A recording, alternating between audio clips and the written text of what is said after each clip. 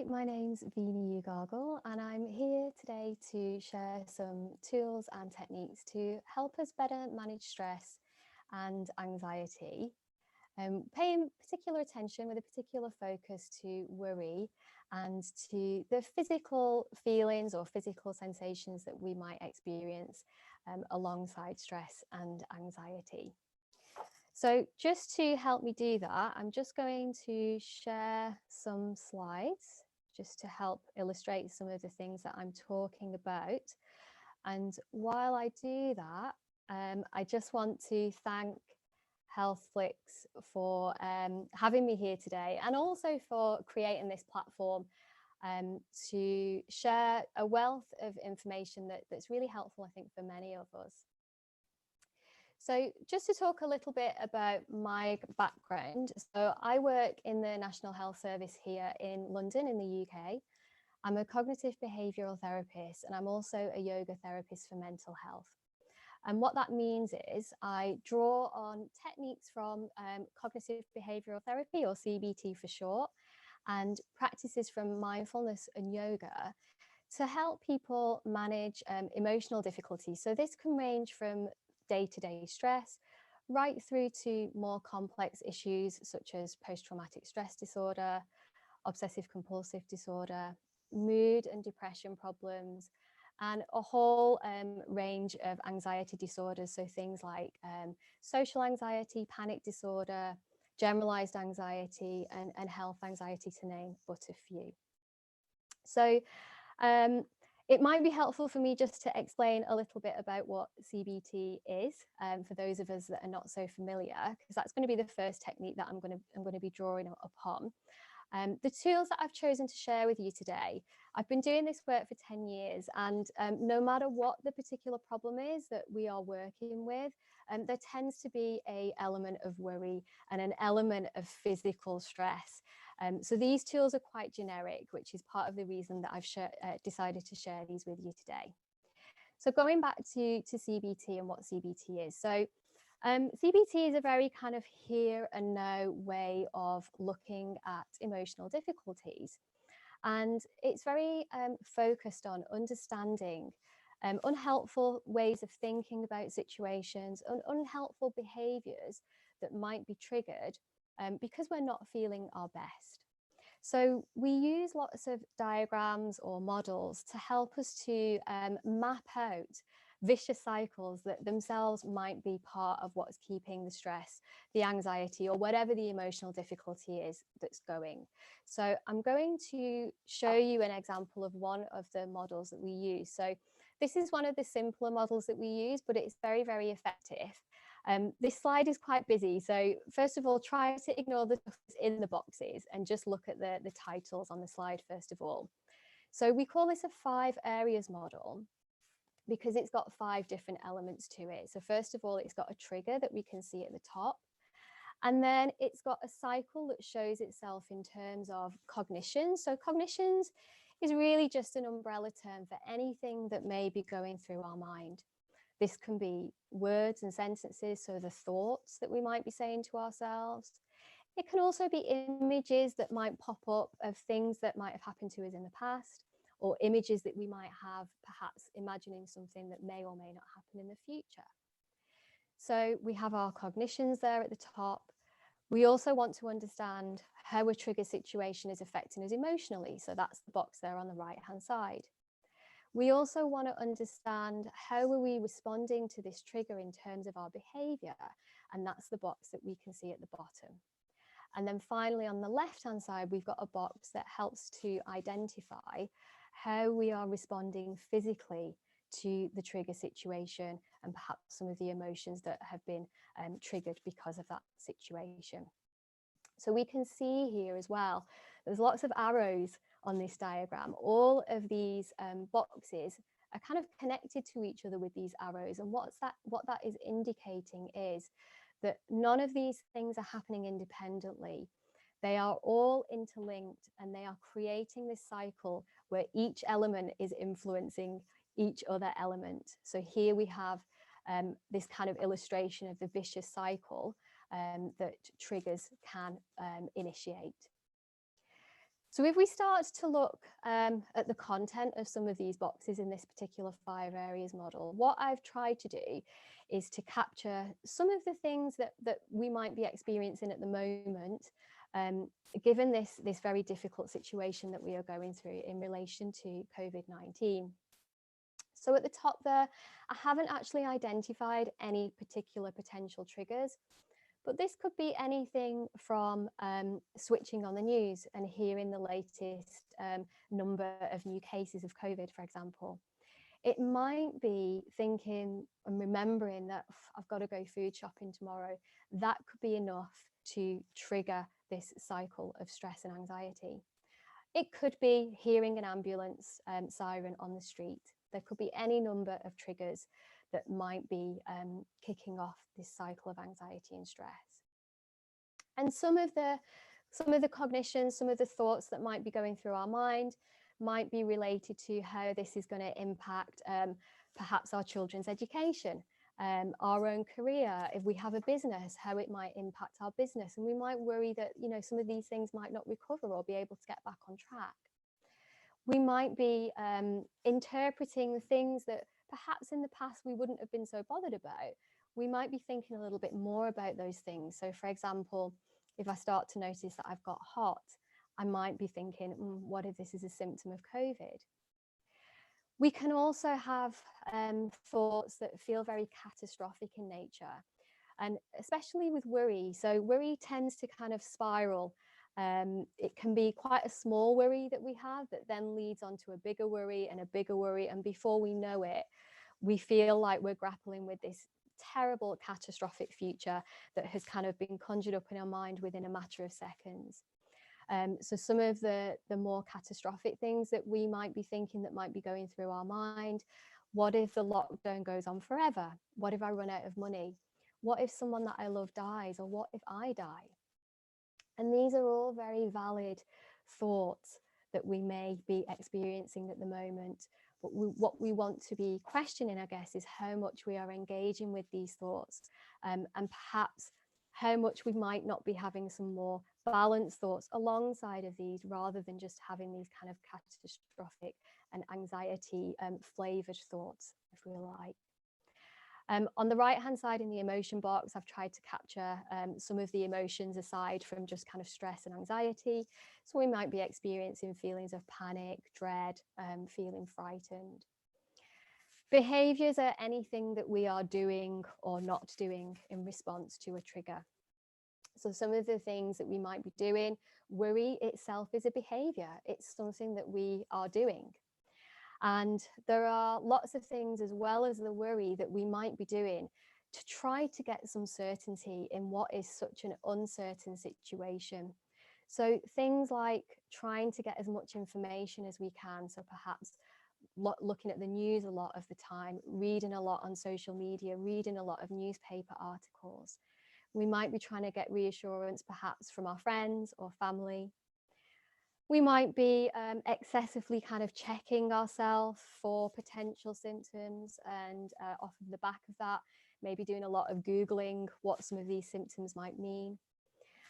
And of course, if we're doing a lot more of those kinds of activities, that means that we are doing less of some of the activities that perhaps might be a bit more productive or might be a bit more calming for us. Lastly, in the box of the physical symptoms, what I've given as examples here are anxiety symptoms like a tight chest, increase in heart rate, feeling hot, feeling sweaty. And if that anxiety goes on for quite a long time, maybe, you know, a couple of weeks, we then might start to develop headaches, muscle tension, muscle aches, and it might start to mess with our sleep as well. We might start to have disrupted sleep. So what this 5 areas model, I hope you can see, is just giving us a way of helping us to map out our anxiety in this instance, to get a sense of what are some of the things that are kind of part of my vicious cycle that's keeping my stress and my anxiety going. Are there some thoughts that perhaps I can try to look at alternative ways of thinking about this, so that I'm not feeling so stressed and anxious because of the way that I'm thinking about this? Are there some behaviours that perhaps I might want to try and reduce a little bit or do differently as a way to try and reduce the feelings of stress and anxiety? So I really encourage you to map this out for yourself. It doesn't necessarily have to be in relation to the situation that we're in at the moment with COVID. This can just be a useful tool that you can use to help get a bit of clarity around any kind of emotional distress that you're experiencing. So let us look a little closely now at worry. And what I've done here is I've put worry on a continuum. So dependent on what's going on in our life, the level of worry will kind of slide up and down that continuum. So if life is pretty rosy, we might be more nearer to the 0%. If life is quite stressful, let's say we've got a really important job interview or a really important exam coming up, it makes sense that that worry is probably going to be pushed up a little bit more, nearer to the 100%. It can be tempting to want to have a life where we have 0% worry, so no worry at any time. But actually, when we think about that, that could run us into just as much trouble as having too much worry too much of the time. So let's think of an example that can demonstrate that a little bit. So let's imagine that we need to go food shopping tomorrow. We need to go to the supermarket. There are some kind of worries within that situation that might actually allow us to reduce risk a little bit. We might be able to problem solve that situation a little bit. So for example, I might think about writing a list of the things that I need to get. So rather than me just kind of turning up at the supermarket and wandering around the aisles, forgetting what it was that I came in for, at least if I've got the list, I can go in and be out of the shop very, very quickly. We might also think about the time of day that we visit the shop or the supermarket. So some worry, that problem solvable type of worry, can actually be really helpful for us. It can lead us to some sort of action to help us to reduce the level of risk or the level of threat to us in a given situation. Now let's imagine I've thought about those things and I've kind of problem solved it as much as I can. So there isn't actually really any more of a problem solvable element to that worry. But I'm kind of saying to myself, what if I go food shopping tomorrow and I give symptoms to someone else, or I get symptoms from someone else? This is not a worry that we can problem solve. It doesn't have a problem solve element to it. It's something that hasn't happened yet and may never happen. So we could say that this is, in contrast to a problem solvable worry, it's more of a hypothetical worry. It doesn't matter how much I consider that worry or kind of kick it around in my mind, it doesn't have an answer to it. And all that will happen if I do keep engaging with it and turning it over in my mind is it's going to drive my feelings of stress and anxiety. And our brains are problem-solving machines. They will try to problem solve and problem solve and problem solve. So there is a strong tendency for us to try and apply that problem-solving approach even to worries that are hypothetical in nature and don't have a problem-solvable type answer to them. So what can happen is that worry is no longer kind of helpful for us. It really starts to hinder us because we start to consider all of the possible potential scenarios that may not happen in an effort to feel like we're kind of, if I'm thinking about it, I'm doing something about it, but we're not because it's hypothetical. There's nothing to problem solve about it. So we end up weighing ourselves down with all of these potential scenarios, feeling so weighed down by the stress and the anxiety that we end up feeling like something that looks a little bit like this. So our mind becomes chock full of worries, potential catastrophic scenarios. So we have a motivation for trying to manage this hypothetical worry, to try and engage less with it. And the technique that I'm going to talk about in a moment is really all about that. But in the first instance, we need to be asking ourselves this question: is what I'm worrying about, is it problem solvable or is it hypothetical? So if the answer to that question is that it's hypothetical, the first thing we need to do is be really aware of that, to notice it, and we can even label it in that way. Because in labeling it, it allows us a little bit of distance from the content of that worry. And we can use a technique called mindful activity to help us to practice redirecting our attention away from hypothetical worry and to something that's going to be more helpful in that moment.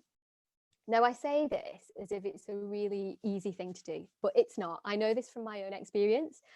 This is a lifetime skill. It takes a lot of practice.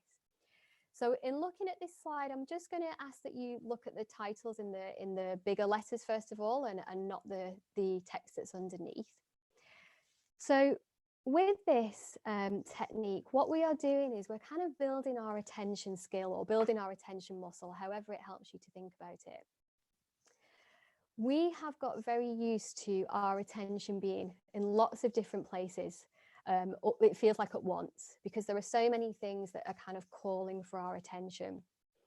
So we've got not so good at being able to kind of purposefully direct our attention in one place at one time in a way that's helpful for us.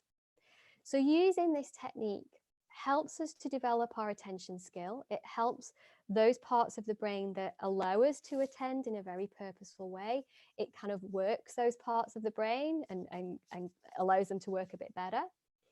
And this can be useful not only just to kind of help us manage hypothetical worries, but just in general with mind wandering. So what we want to do when we're doing this is to approach our activities in a really mindful versus a mindless way. So any activity can be done mindfully or mindlessly. If we take yoga, for example, it sounds like an activity that's very kind of inherently mindful, but actually there have been lots of times that I've been on the yoga mat and thinking about what I'm going to have for tea after I've finished my practice. So any activity can be done mindfully or mindlessly. So what we're doing here is we are practicing doing some of our daily activities in a very mindful way versus a very mindless way, with our mind's attention in the room rather than it having gone out of the room. So we can pick 5 or 6 things that we do every day. So the nice thing about this technique is that you don't have to find any extra time to practice it. You're just doing the things that you would normally be doing, but you're doing them in this very specific way. And when we notice that our mind's attention has moved away from that activity, we just kind of be aware of that and very gently try to bring that point of focus back to the activity that we were doing. This can feel quite frustrating to start with, because it may well be in the beginning that our mind's attention is kind of moving away from what we're doing every other second. Because like I said, our minds have got very used to not being in one place at one time. So remember why you're practicing this. Have that compassion with yourself, have that kindness with yourself, rather than being frustrated with yourself or frustrated with your brain.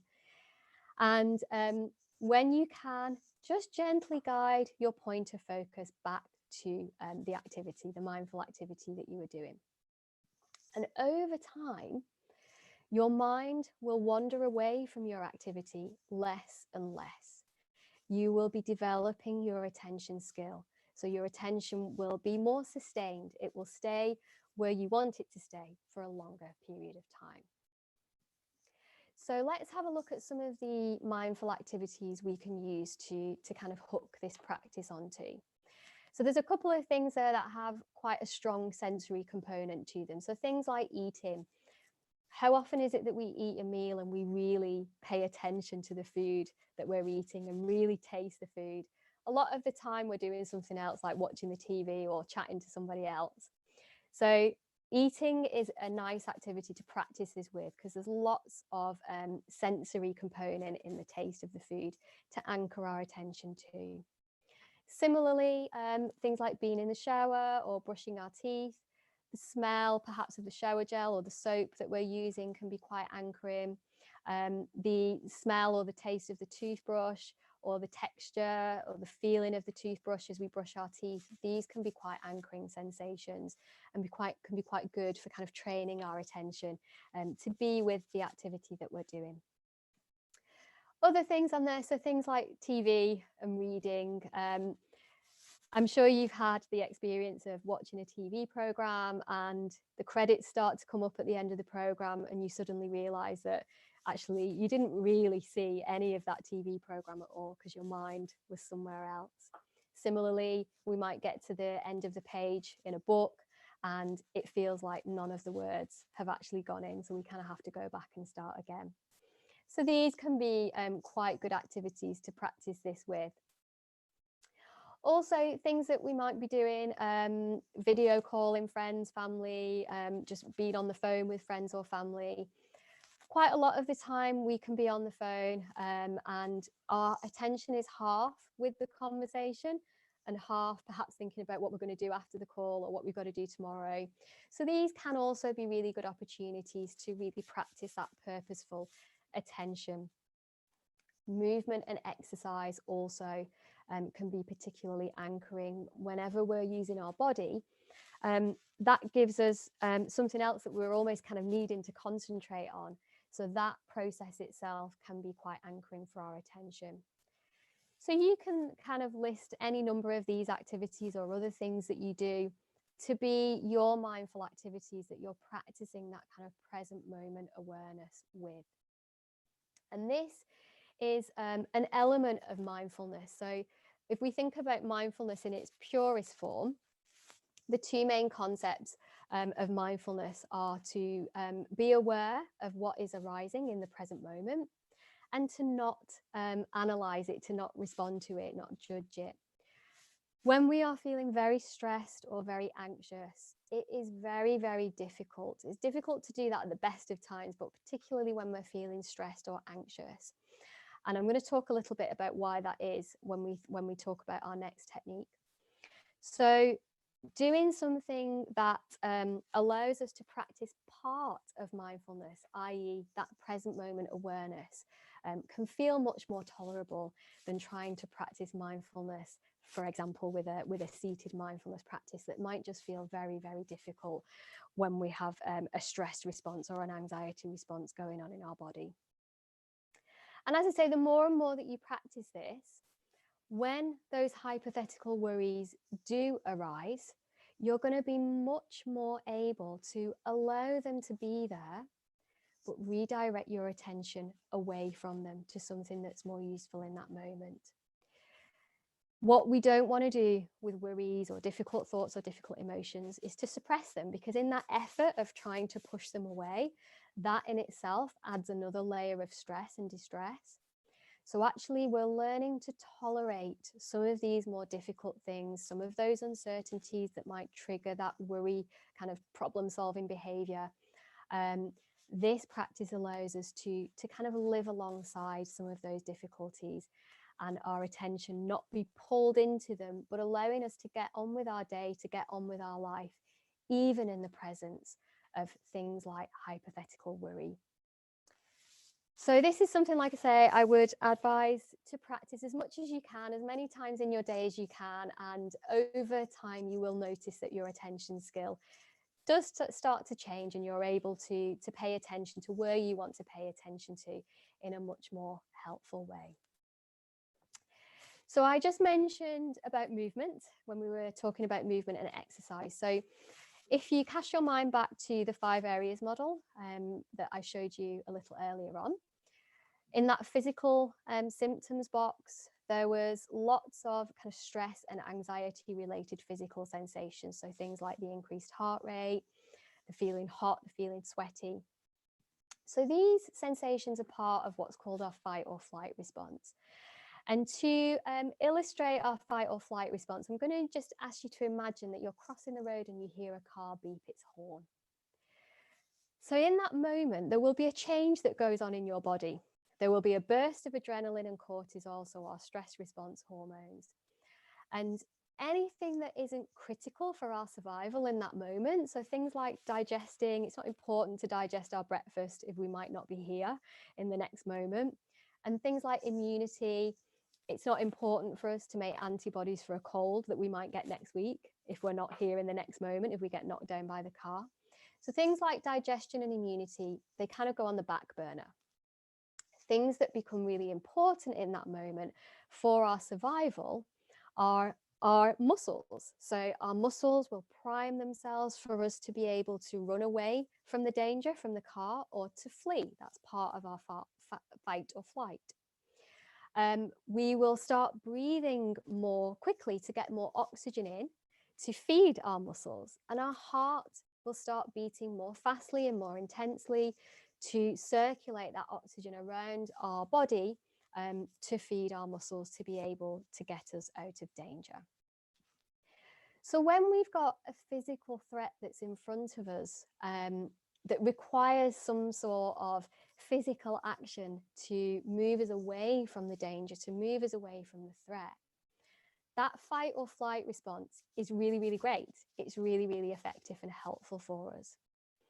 But the problem is, a lot of the things that create that sense of threat for us today are not physical things that are here one moment and gone the next, or physical things that we need to fight or run away from to fight or flight. These can be things that we imagine may or may not happen in the future that feel threatening to us. So, for example, I might imagine that I fail my driving test for the 10th time.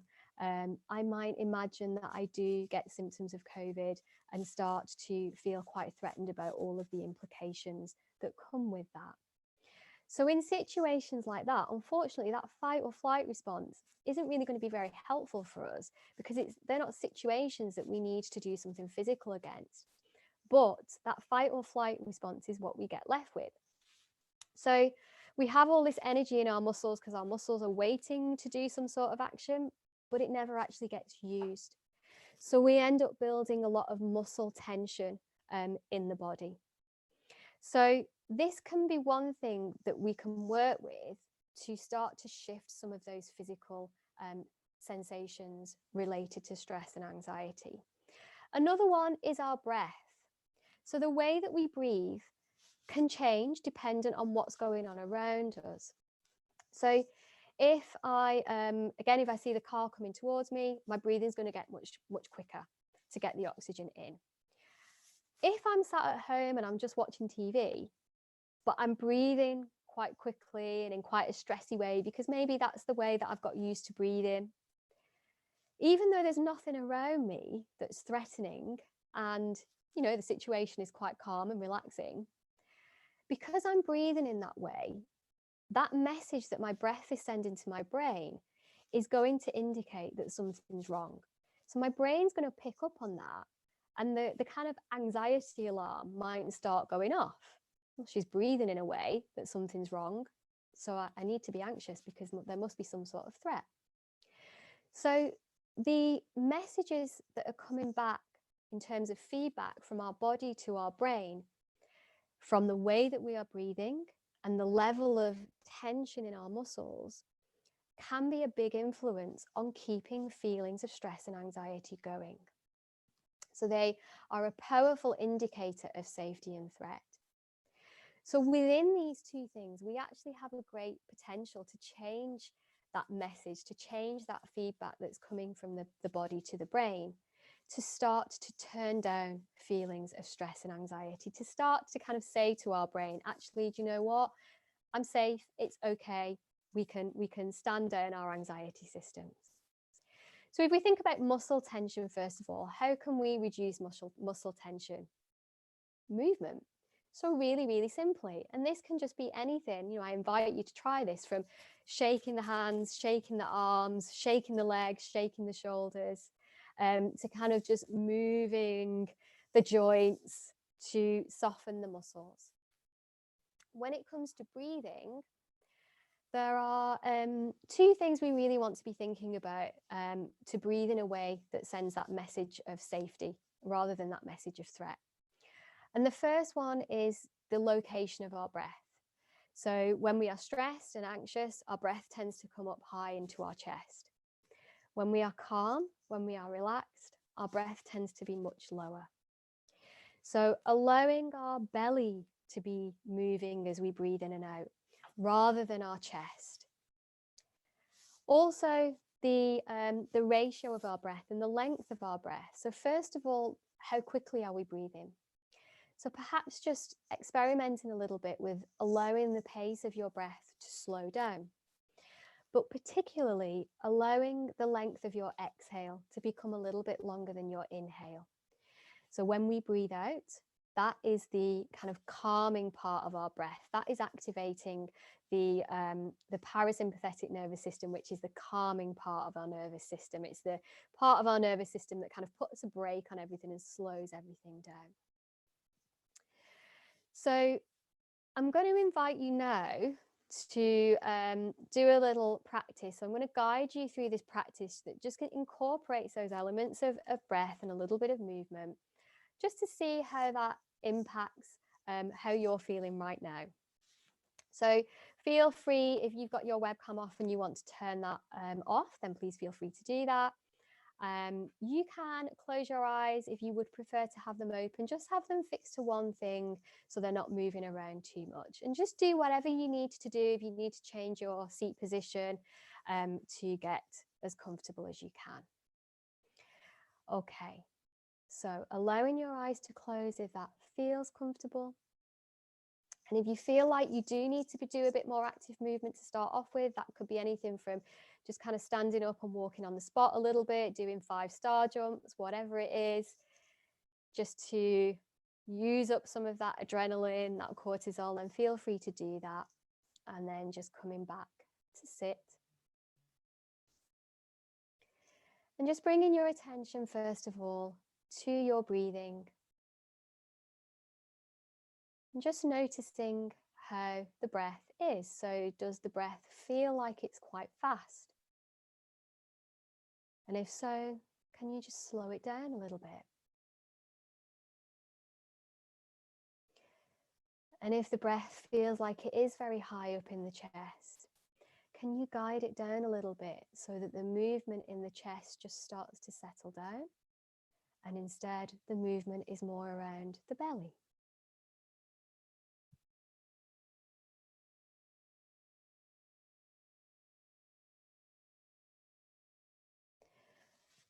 And then seeing if we can just stretch out the exhale to make it a little bit longer than the inhale. And if this is difficult, we can practice this to start off with, almost like imagining you're breathing out through a straw.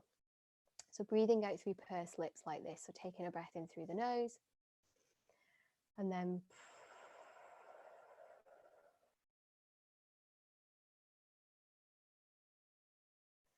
so using the pursed lips to just really slow down that exhale.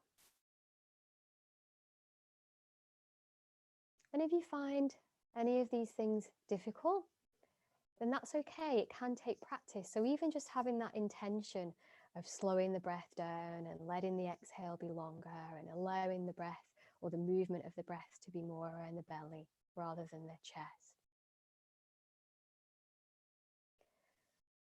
And then bringing your attention to your feet on the ground, so just noticing that sense of the ground beneath you or the chair beneath you. Having a sense of that kind of natural heaviness of the body just resting on the chair or wherever it is that you're sat.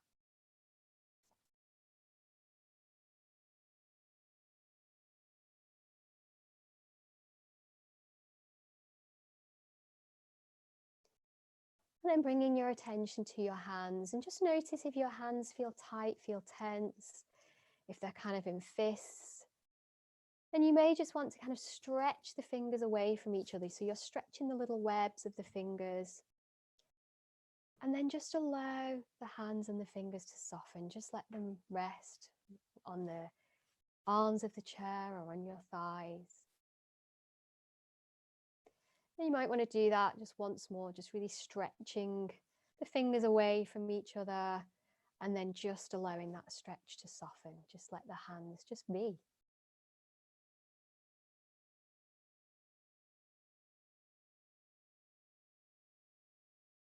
And shifting your attention now to your shoulders And if you notice, if this is a place for you that you carry a lot of tension, you may want to move the shoulders a little bit. So we can make some really big but really slow circles. So slowly bringing the shoulders forwards and then slowly taking the shoulders all the way up towards the ears and then all the way back and all the way down again. And just doing that maybe 2 or 3 times, just slowly circling the shoulders. And then just allowing the shoulders to settle as far away from your ears as you can. So there's lots of space between your shoulders and your ears, and perhaps just taking the shoulders back a little bit so you're not kind of slouching or rolling the shoulders forward. And then we're just going to shift our attention now to our jaws. So if you feel that your jaw is holding a lot of tension, just notice if your teeth are pressing together, your upper and your lower teeth. And if they are, just let the lower jaw come away from the upper jaw a little bit so that there's space between your upper and lower teeth. And allow the tongue to just rest away from the top of your mouth. It's just seeing how it is to let there be some space in your mouth. And you may want to just move your lower jaw a little bit, just to further soften any kind of muscle tension around the jaw.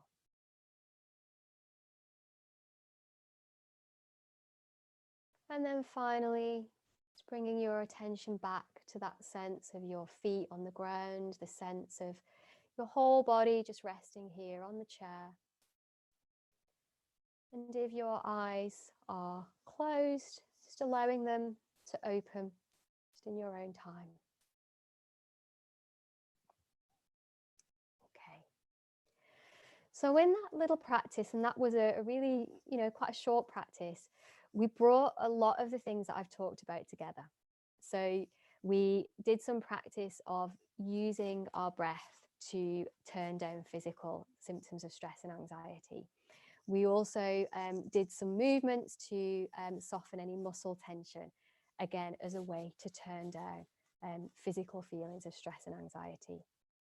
This was also a mindful activity. So you might not have stayed with my voice all the way through that practice, but even if you stayed with my voice for just a few seconds and you were with that guidance that I was giving you, you were purposefully directing your attention to where you wanted it to be.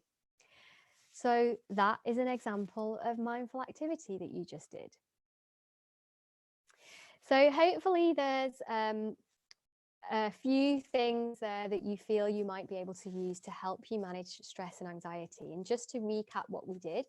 So first of all, we talked about using the 5 areas model as a way to map out our stress and anxiety, to get a sense of what might be some of the unhelpful thoughts or behaviors that we're engaging in that maybe we could perhaps experiment with to see if that impacts the way that we feel. We also talked about using mindful activity to practice redirecting our attention and the different elements of that. So noticing the worry, labeling it, asking, is this hypothetical or problem solvable? Can I do anything about it? You can also ask yourself, how is it helping me or not to think about this now? And if it's not helping, and if there's nothing I can do about it, practicing redirecting your attention away from it, practicing allowing that hypothetical worry to be there, but not suppressing it, but also not engaging with it and redirecting your attention away. And then lastly, we talked about how we can use physical movement and calm breathing to turn down physical feelings of stress and anxiety. So I encourage you to practice these as often as you can, just to kind of, even if you don't feel super stressed one day, it can be helpful just to try and maintain that sense of balance. And there's just a few resources that I wanted to leave with you that might be quite helpful in supporting your practice. So the little 5-minute practice that I guided you through, there is one that is very similar that I've recorded online that is free to access. The link there, the Insight Timer link is there. And there's about 5 or 6 practices that I've put on there that are free to access. So please feel free to have a little look at those. If you're interested in the CBT approach and you'd like to access more materials and more kind of CBT tools and techniques, there are many more. There's a really good website that I've listed there, and there's a whole range of different difficulties, from procrastination to perfectionism to self-esteem issues and compassion. So there's loads of different materials that are available at the website there. And I also have lots of information about different kind of emotional problems and different disorders and things that might be helpful for you to have a look at. So they're available on my website that I have listed there. Okay. So with that, I'm going to stop sharing the slides and just open up now to any questions. So if you have any questions about any of the practices that we did, any of the tools that we used, or any kind of general questions about stress and anxiety, then please do feel free to pop them in the Q&A or in the chat box, and I will do my best to answer those.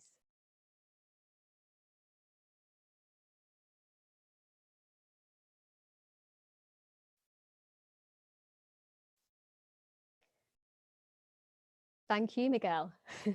Thank you for coming to the session. So any other feedback or questions, welcome.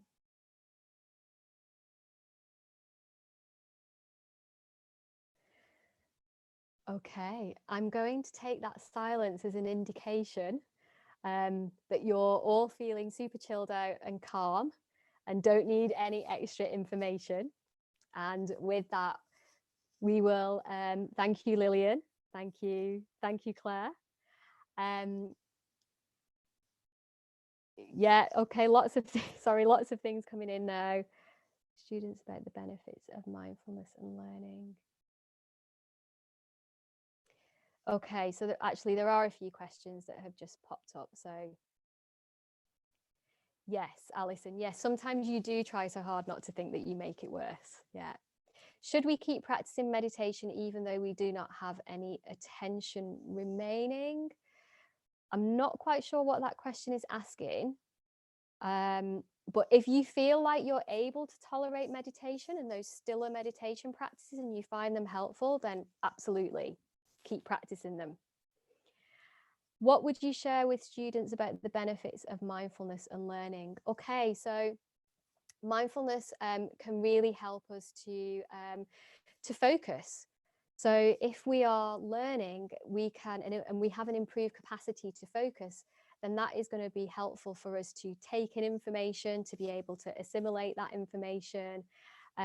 So in terms of learning, that attention skill that we develop through mindfulness can really help us to learn new information. Okay, I think that is all of the questions. So thank you again to HealthFlix for having me here today. And thank you to all of you for joining me today. And take care. Stay well.